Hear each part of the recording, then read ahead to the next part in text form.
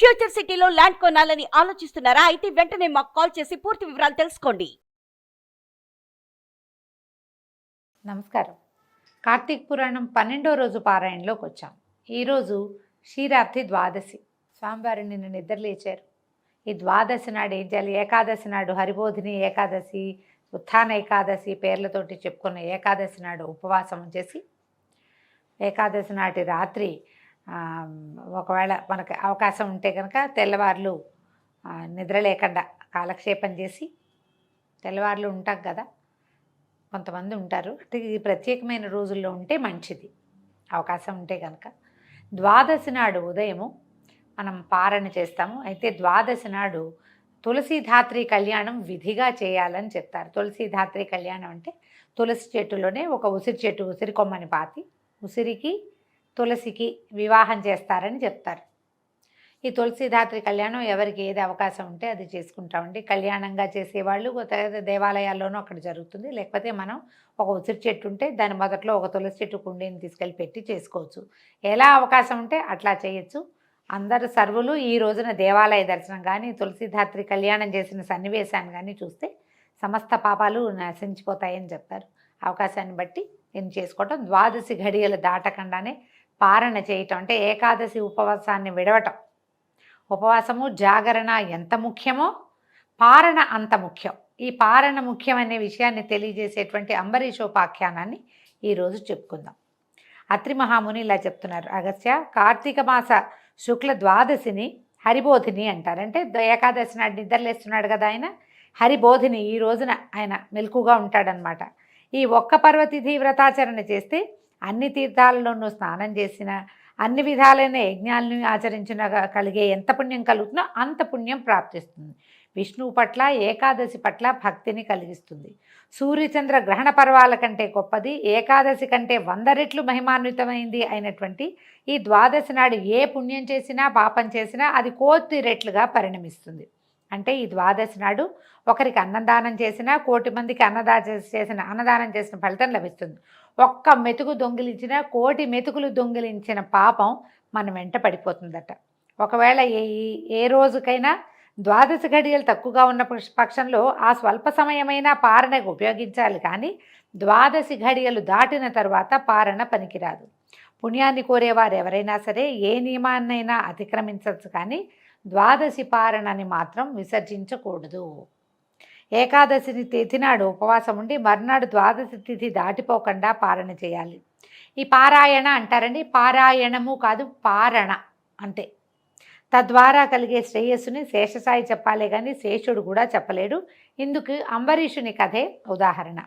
ద్వాదశి వ్రతాచరణ పరుడు, పరమ భాగవతోత్తముడు అయినటువంటి అంబరీషుడనే మహారాజు ఒకానొక కార్తీక శుద్ధ ఏకాదశి నాడు ఉపవసించి మరునాడు ద్వాదశి ఘడియలు స్వల్పంగా ఉన్న కారణంగా తిథి దాటకుండానే పారణ చేయాలని భావించాడు. అదే సమయానికి దూర్వాస మహర్షి వచ్చి ఆనాటి ఆతిథ్యంలో తనకు కూడా భోజనం పెట్టమని కోరాడు. అంబరీషుడు ఆయన్ని ద్వాదశి పారణకి ఆహ్వానించాడు. తక్షణమే దూర్వాసుడు స్నానాది అనుష్ఠానార్థము నదికి వెళ్ళాడు. అలా వెళ్ళిన ఋషి ఎప్పటికీ మళ్ళీ తిరిగి రాకపోవటంతో అంబరీషుడు ఆతృతపడ్డాడు. ఆ రోజున ద్వాదశి ఘడియలు బహుస్వల్పంగా ఉన్నాయి. కాలాతిక్రమణం కాకుండా కూడా పారణ చేసి తీరాల్సి ఉంది. అతిథి వచ్చే వరకు ఆగటం గృహస్థ ధర్మం, దాన్ని వదలలేడు. ద్వాదశి దాటకుండా పారణ చేయడం వ్రతధర్మం, దీన్ని వదులుకోలేడు. అది కాకుండా దీనికి ప్రత్యేక నియమాలు ఉన్నాయి. ద్వాదశి వ్రతాన్ని ఉల్లంఘించిన వాడు విష్ణు భక్తిని విసర్జించిన వాడు అవుతాడు. ఏకాదశి నాడు ఉపవాసం చేయకపోతే ఎంత పాపం కలుగుతుందో, ద్వాదశి నాడు పారణం చేయకపోతే అంత. పారణ చేయకపోతే కనుక రెట్టింపు పాపం లభిస్తుందట, కలుగుతుంది. అంతేకాదు, ఒక్క ద్వాదశి పారణాతిక్రమణ వల్ల ఆనాటి వ్రతఫలంతో పాటుగా అంతఃపూర్వం చేసిన 12 ద్వాదశి పారణల మహాపుణ్యం కూడా హరించుకుపోతుంది. జన్మజన్మాంతర పుణ్యబలం క్షీణిస్తుంది. అన్నిటికంటే ముఖ్యంగా ద్వాదశి అతిక్రమణ చేసినందువల్ల విష్ణు విరోధ భీతి ఏర్పడుతుంది. అందువల్లే ప్రాణావసానమైనా సరే ద్వాదశి పారణ చేయటమే కర్తవ్యం. తద్వారా సంక్రమించే బ్రాహ్మణ శాపం వల్ల కల్పాంత దుఃఖమే కలుగునుగాక.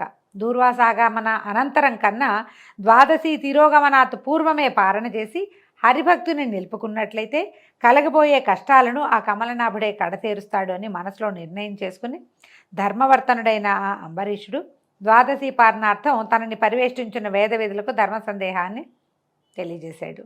ఈయన సమస్యను విన్న వేద స్వరూపులైన విప్రులు క్షణాల మీద శృతి స్మృతి శాస్త్ర పురాణాదులన్నింటినీ తిరగేసి మననం చేసుకుని, మహారాజా, సర్వేశ్వరుడైన భగవంతుడు సమస్త జీవుల యందున జఠరాగ్ని రూపంలో ప్రక్షిప్తమై ఉంటున్నాడు. మన లోపల ఒక అగ్ని ఉంటుంది కదా, జఠరాగ్ని అంటాం, పొట్టలో మంట, ఆకలి. ఆ స్వరూపం భగవంతుడిదనమాట. ప్రాణవాయువు చేత ప్రజ్వలింపజేయబడ్డం వల్లే జీవులకి ఆకలి కలుగుతోంది. దాని తాపమే క్షుత్పిపాసా బాధగా చెప్పబడుతూ ఉంటుంది. కాబట్టి యుక్తాహారం అంటే సరైన ఆహారం చేత ఆ అగ్నిని పూజించి శాంతింపజేయటమే జీవలక్షణం. జీవుల చేత స్వీకరించబడే భక్ష్య భోజ్య చోష్య లేహ్య రూప అన్నాదులను వారిలోని అగ్ని మాత్రమే భుజిస్తాడు. జీవులందరిలోనూ ఉన్నటువంటి జఠరాగ్ని జగన్నాథ స్వరూపం. తన ఇంటికి వచ్చిన వాడు ఎవరైనా సరే, మన మతం కాదు, మన కులం కాదు, మన జాతి కాదు, మన వాడు కాదు, వాడెవడో అయినా సరే ఆ అతిథిని వదిలి గృహస్థుడు భోజనం చేయకూడదు. అటువంటి స్థితిలో బ్రాహ్మడే అతిథిగా వస్తే అతన్ని అసలు విసర్జించడం అధమాధమని వేరే చెప్పక్కర్లేదు కదా. పైగా నేనే స్వయంగా అయ్యా రండి భోజనానికి అని పిలిచాడు కదా ఈయన అంబరీషుడు దుర్వాసుని, భోంచేయండి మాతోటి అని. తనే పిలిచి తనతో పిలువబడిన బ్రాహ్మణుని కంటే ముందు తనే భోజనం చేయడం బ్రాహ్మణావమానం అవుతుంది. భూసురావమానం వల్ల ఆయుష్, ఐశ్వర్యము, కీర్తి, ధర్మము నశించిపోతాయి. మన సంకల్పాలు సైతము తిరోహితమైపోతాయి. బ్రాహ్మణుడు సర్వదేవతా స్వరూపుడుగా చెప్పబడి ఉండటం వల్ల బ్రాహ్మణావమానం సర్వదేవతలను అవమానించడంతో సమానం అవుతుంది. జాతి మాత్రం చేత బ్రాహ్మణుడు దేవతాతుల్యుడై ఉండగా కేవలము జన్మ వలననే కాక జ్ఞానం వలన, తపోమహిమ వలన శుద్ధరుద్రస్వరూపుడుగా కీర్తించబడే దూర్వాసుని వంటి ఋషిని భోజనానికి పిలిచి ఆయన కంటే ముందే పారణ చేయటం ధర్మమని చెప్పడం సాధ్యం కాదు. కోపిష్టి అయిన ఋషి శపిస్తాడనే భయం పక్కకు పెట్టి బ్రాహ్మణాతిథి కంటే ముందు భోజనం చేయటం కుదరదు. కాకపోతే ఇందులో ఉన్నది ఏమిటి? ఓ ధరణీపాల, ద్వాదశి పారణాత్ పరిత్యాగం వల్ల తత్పూర్వదినమైన ఏకాదశి ఉపవాసానికి భంగం కలుగుతుంది. ఆ ఏకాదశి వ్రతభంగానికి ప్రాయశ్చిత్తమే లేదు. ఈ విధంగా బ్రాహ్మణాదితిని అతిక్రమించడం వల్ల జరిగే విప్రపరాభావానికి కూడా విరుగుడు లేదు. రెండూ సమానంగా ఉన్నాయి. ఆ పాపం ఈ పాపం, ఎగదీస్తే గోహత్య, దిగదీస్తే బ్రాహ్మణ హత్య, రెండు సమానంగా ఉన్నాయి. కాబట్టి పూర్వకర్మానుసారి అయి నీకు ఇప్పుడు రెండు పక్కల నుంచి కంఠపాస రజ్జువులాగా ఈ ధర్మ సంకటం ప్రాప్తించింది. రెండు పక్కల మెలిపెట్టుంది తాడు మెడకి. ఏ పక్కన మెలిపెట్టినా పోవటమే. అది ఎక్కడైనా సరే కంఠానికి తగిలించున్న తాడులాగా ఉంది. దూర్వాసుడు వచ్చే వరకు ఆగాలో లేదా ద్వాదశి ఘడియలు దాటిపోకుండా పాలన చేయాలో ఏదైనా నిశ్చయించి చెప్పడానికి మేము అశక్తులం. కాబట్టి ఆత్మబుద్ధి సుఖం చేయవా, సొంతంగా నిర్ణయించుకోండి. ఆత్మబుద్ధి సుఖం చేయవా, నేనే డిసైడ్ చేసుకున్నా. వాడు ఎవడైనా చెప్పాడితే వాళ్ళు చెప్పారు కాబట్టి చేశాము అనిపిస్తుంటుంది. మనంతటా మనమే డిసైడ్ చేసుకుంటే ఏ బాధ లేదు. ఎప్పుడు కూడా ఆత్మబుద్ధి సుఖం చేయవా సూత్రం వలన భగవంతుడి మీద భారం వేసి నీ బుద్ధికి తోచింది నువ్వు చెయ్యి. ఒకవేళ ఏదైనా శాపం కనుక పరిణమించిందనుకో, అప్పుడు మా వల్లే అనిపిస్తుంది. పోనీ శాపాన్ని తప్పించుకుని భగవద్ అపరాధం అది మా వల్ల అవుతుంది, మా వల్ల అవ్వకూడదు, నువ్వు చేసుకో ఏదైనా అనేసరికల్ ఈయన బాగా ఆలోచించి ఈయన ఏమన్నాడు, బ్రాహ్మణ శాపం కంటే విష్ణు భక్తిని వీడనాడటమే తప్పు, అది ఎక్కువ కష్టం అనుకోగానే అప్పుడు ఏమైందట, ఆ పూజాస్థానంలో యంత్రాన్ని ఆవహించి ఉన్నటువంటి ఇది పెద్దగా విశేషంగా ఏం జరగలేదు అని ఈయన ఏం చేశాడు, అంబరీషుడు 3 ఉద్ధరణ ఒక ఉద్ధరణ తీర్థాన్ని తీసుకున్నాడు. అంటే అప్పటిదాకా జలం కూడా లేకుండా ఏకాదశి ఉపవాసం చేశాడు ఆయన. మంచినీళ్ళు కూడా పుచ్చుకోలే పాపం, నిర్జల ఉపవాసం చేశాడు. జలం తీసుకుంటే తిన్నట్టు కాదు, పారణ అతిక్రమించినట్లు కాదని ఆయన ఏం చేశాడు, తీర్థం తీసుకున్నాడు. ఎప్పుడైతే ఈ తీర్థం తీసుకున్నాడో అప్పుడు ఈయన దూర్వాసుడు వచ్చేసాడు. రావటం ఏమిటి, అవురవరా నన్ను పిలిచి నువ్వు పారణ చేస్తావా, గడియలు అతిక్రమించకుండా పారణ చేశానట్లా నీళ్లు తీసుకున్నాను అని అంబరీషుడు చెప్పేసరికి ఏమైనా సరే దూర్వాసుడు శాంతించలేదు. ఆయన విపరీతమైన కోపం వచ్చింది. ఇక చెడామడా నోటికొచ్చిన మాటలు అనేశాడు. ఏమంటారు, నువ్వు అధర్మ బుద్ధితో చేసావు, ఇది ఏం చేయాలి, తిరస్కరించడం, మదం చేత పురోహితుని తిరస్కరించినట్టుగా తిరస్కరించావు. నువ్వు ఇది భక్తి, ఇది నీకు హరిదేవుడు ఎట్లా అవుతాడు, నువ్వు బ్రాహ్మణ భక్తి లేనివాడు హరిభక్తి ఉన్నట్టు కాదు, ఇది ఉంటేనే అది ఉన్నట్టు. నువ్వు చాలా పొరపాటు చేసావు. పైగా నువ్వు ఏం చేసావు, అన్నానికి బదులు అంటే అన్నానికి ప్రతినిధి జలం, ఆ జలాన్ని తీసుకున్నావు కాబట్టి ఇక నువ్వు ఎన్ని రకాలైన అయిపోతావన్నాడు. ఈ అంబరీషుడు బెదిరిపోయాడు. చాలా కంగారు పడిపోయాడు. దుఃఖంతో ఏమన్నాడు, నేను పాపుణ్ణి, పాపకర్మణ్ణి, పాప మానసుణ్ణి, నేను శరణ్ వేడుతున్నాను, నన్ను రక్షించు, నేను ధర్మ మార్గం తెలియక ఆ పాపం అనే బురదలో పడి దుఃఖిస్తున్నాను, నేను శరణ్ వేడుతున్నాను, నన్ను రక్షించు, క్షత్రియుణ్ణి, పాపాలు చేశాను, నువ్వు బ్రాహ్మణుడివి, శాంతి రూపుడివి, నన్ను రక్షించమని అనేసరికల్లా బ్రాహ్మణులు క్షమాయుక్తులుగా ఉంటారు, పరమశాంతులు కదా, నువ్వు పరమశాంత స్వరూపుడివి, శుద్ధ స్వరూపుడివి, శుద్ధ రుద్ర స్వరూపుడివి, నన్ను రక్షించు అని ఈయన పాదాలు పట్టుకునేసరికల్లా, ఇక నువ్వు బ్రాహ్మణ అతిథిని వదిలి భుజించావు కాబట్టి నువ్వు ఇంకా బ్రాహ్మణ ద్వేషివి, ఇంకా ఆయన ఇంకా తిట్టేస్తున్నాడు. తిట్టేసరికల్లా ఈయనకి ఏమంది, దూర్వాసుడు పిచ్చి కోపం వచ్చేసింది ఆయనకి. ఆ కోపిష్టివాడు అయ్యేసరికల్లా ఈయన ఏమన్నాడు, ఈయన పాదాల మీద పడి ప్రార్థిస్తుంటే ఎడంకాలతో తన్నేట ఇలా ఏమన్నాడు, నేను దయగలవాడని కాను, నాకు శాంతి లేదు, ఓర్పు లేని వారికి ఆలయమైంది కనుక ఆ దూర్వాసుడు శాంతి లేని వాడని తెలుసుకో, నాకు శాంతమే లేదనేశాడు. ఇతర మునీశ్వర్లందరూ కోపితులై తిరిగి ప్రార్థించినడల శాంతులగుదురు, కానీ నేను కోపం వచ్చిందో, నాకు కోపం తెప్పించిన వాడికి కఠినమైన శాపం ఇవ్వకపోతే నేను శాంతించను అని అంబరీషుడికి శపించాడు. శపించి నేం చేశాడు, 10 రకాల జన్మలెత్తు నువ్వు అన్నాడు. ఈ 10 రకాలు ఏం చెప్పాడు, మత్స్యము, కూర్మము, వరాహము, వామనుడు, వికృతముఖుడు, బ్రాహ్మణుడైన క్రూరుడు, క్షత్రియుడైన జ్ఞానశూన్యుడు, క్షత్రియుడై రాజ్యాధికారి కానివాడు, దురాచారుడు, పాషండ మార్గవేది, బ్రాహ్మణుడై రాజ్యాధికారి కానివాడు.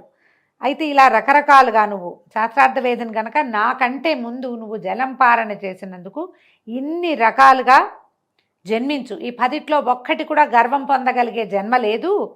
గర్వించిన వాడికి నువ్వు గర్వించావు, నేను రాజునని, నాకంటే గొప్పవాడిని భావించి నువ్వు నీళ్లు తాగావు, కాబట్టి ఏ గర్వము పొందలేని, గొప్పగా చెప్పుకోలేని అవమానకరమైన జన్మల్ని పొందమని శపించాడు. శపించేసరికల్లా ఏమైంది, ఇంతలో ఇలా భగవంతుడు అంబరీషుని హృదయస్థుడుగా ఉన్నాడు. ప్రతి మనిషిలోనూ భగవంతుడే కొలువై ఉంటాడండి. మానవుల శరీరాల లోపల మనము మంత్రపుష్పం చదువుతున్నప్పుడు తెలుస్తుంది, మన హృదయానికి కింద ఒక జ్యోతి వెలుగుతూ ఉంటుంది. నీలతో యద మత్స్యస్థ విద్యుల్లేఖేవ భాస్వర అంటారు. అతను ఒక విద్యుల్లేఖ మెరుపులాగా ఒక నీలం రంగు తోయదం అంటే ఒక కమల పుష్పం ఉంటుందట, తామర పువ్వు, దాంట్లో వెలుగుతూ ఉంటాడు. కిందకి ఉండి పైకి వెలుగుతూ ఉంటాడు భగవంతుడు. ఆ స్వరూపంలో ఆయన ఉన్నంత వరకే మనం జీవించి ఉంటాం.